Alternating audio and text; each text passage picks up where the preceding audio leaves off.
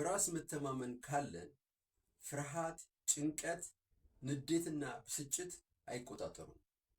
በህይወታችን ሊኖረን የሚገባው ልናዳብረው የሚገባው ትልቁ ነገር በራስ መተማመን ነው።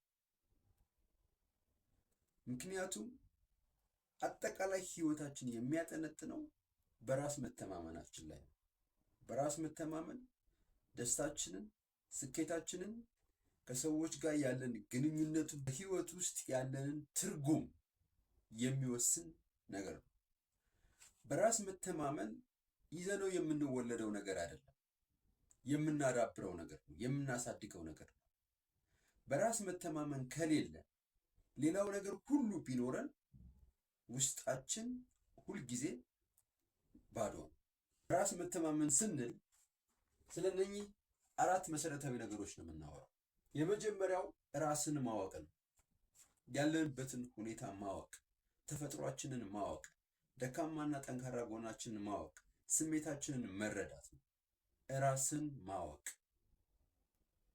ሁለተኛው ራስን መቀበል ነው።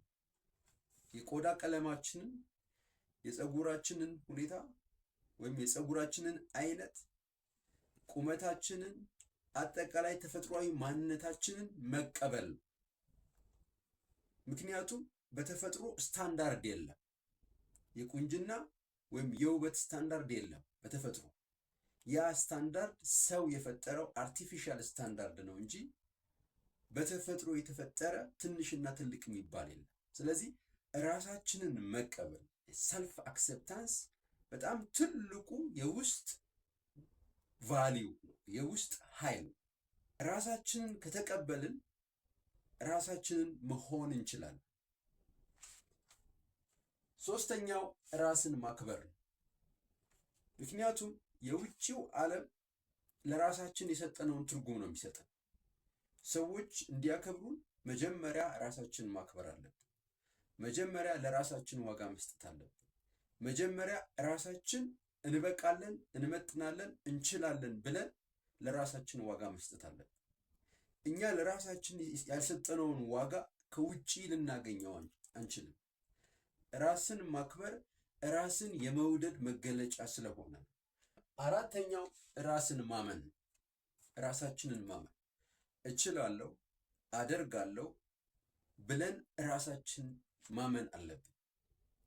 በራሳችን አቅም፣ በራሳችን ችሎታ፣ በራሳችን ትክክለኛነት ማመን አለብን። ብንሳሳት እንኳን እንማራለን።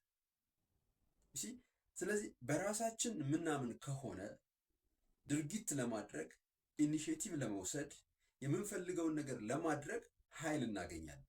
ስለዚህ ራሳችንን ካወቅን፣ ራሳችንን ከተቀበልነው፣ ራሳችንን ካከበርንና ካመንነው አሁን በራስ መተማመን አለን ማለት ነው። ኦኬ፣ በራስ መተማመን ካለን፣ በራሳችን የምንተማመን ከሆነ ፍርሃት፣ ጭንቀት፣ ንዴት ወይም ብስጭት አይቆጣጠሩም። ለምን? በራሱ የሚተማመን ሰው አይፈራም። ቢወድቅ እንኳን እንደሚነሳ ያውቃል። ቢወድቅ እንኳን እንደሚማር ያውቃል። ስለዚህ በራሱ ያምናል፣ በውሳኔው ያምናል። ውሳኔው የሚያመጣውን ኮንሲኮንስ ወይም ውጤት ይቀበላል። በራሱ የሚተማመን ሰው አይፈራም። በህይወቱ ያመነበትን ያደርጋል። ሌላው ጭንቀት። በራሱ የሚተማመን ሰው በጭንቀት አይሰቃይም። ምክንያቱም ራሱን ስለተቀበለ ራሱን ከሌሎች ሰዎች ጋር አያፎካክርም። የሚመጡ ማንኛውንም ችግሮች በራሱ መቋቋም እንደሚችል ያውቃል። ስለዚህ ራሱን በሚፈጠሩ ችግሮች ውስጥ ሳይሆን የሚያየው ከችግሮች በላይ አድርጎ ስለሚያይ ጭንቀት አያጠቃውም። ንዴትና ብስጭትን መቆጣጠር ይችላል። በራሱ የሚተማመን ሰው ንዴትና ብስጭትን ይቆጣጠራል። ምክንያቱም በራሱ የሚተማመን ሰው ራሱን የሚለካው በራሱ ስታንዳርድ ነው እንጂ ሌሎች ሰዎች በሚሰጡት ስታንዳርድ አይደለም። የሌሎች ሰዎች ማበረታቻ፣ የሌሎች ሰዎች አይዞህ ባይ ወይም የሌሎች ሰዎች ትችት እሱን ከመንገዱ አያቆመው። ስለዚህ ራሱን ለመግለጽ ያመነበትን ህይወት ለመኖር ትልቅ ኤነርጂ ያለው በህይወታችን የትኛውንም አይነት መንገድ ብንከተል በራስ መተማመን ከሌለን ይህንን በጣም መሰረታዊ የሆነ እሴት ካላደበርን ሁልጊዜም አንድ ነገር የጎደለን እንደሆነ ይሰማናል።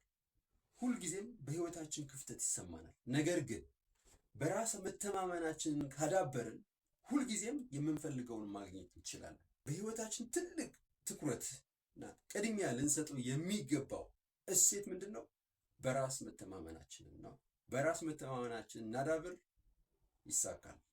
አመሰግናለሁ።